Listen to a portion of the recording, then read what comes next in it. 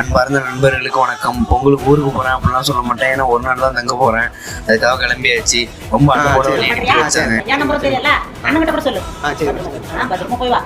இங்கே வந்து கிளப் விளாண்டதுக்கு முக்கிய காரணம் அண்ணன். அவங்களோட காசு கொடுக்கணும். அதுக்கு ஏன்டா ஒரு நாள் தான் தங்க போகணும்னு கேட்டிங்கன்னா, இங்கே மாற்றம் ஃபவுண்டேஷனில் சங்கம்னு வைப்பாங்க 4 பொங்கலுக்கும்.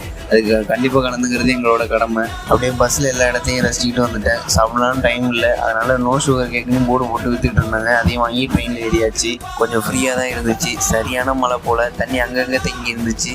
இங்கேருந்து எங்கள் ஊர் 16 கிலோமீட்டரு. ஒரே ஒரு பஸ் தான் இருக்குது. ஸ்ட்ரைட்டாக எங்கள் வீடு பக்கத்துலேயே இறக்கி விட்டுருவாங்க. வெதர் வேறு சில்லுன்னு இருந்துச்சு. இனிப்பு இல்லாமல் கருப்பு காப்பி போட்டு குடிச்சிட்டு எங்கள் அம்மாவுக்கு ஏதாவது வாங்கணும்னு தோணுச்சு. வாங்கிட்டு இருக்கும்போது பஸ்ஸு வந்துச்சு. ஆனால் எங்கள் ஊர் பஸ்ஸு கிடையாது, பக்கத்து ஊரில் இறக்கி விட்டுருவாங்க. இங்கேருந்து எங்கள் ஊர் 5 கிலோமீட்டரு. அப்படியே ரொம்ப நேரமாக நின்று ஆட்டோவில் ஏறிட்டேன். இங்கே வில்லேஜ் சைட்லாம் சுடுகாடெலாம் ரொம்ப அழகாக இருக்கும், பார்த்துக்குங்க. அதை அப்படியே ரசிச்சுக்கிட்டே வந்துட்டேன். எங்கள் வீட்டுக்கு போன உடனே சாப்பிடணுன்னு தோசை ஊற்றிட்டாங்க. கோவிலேருந்து மிளகு பொங்கல் கொடுப்பாங்க வில்லேஜ் சைட்லலாம். அதை அப்படியே எங்கள் அப்பா வாங்கிட்டு வந்தார்.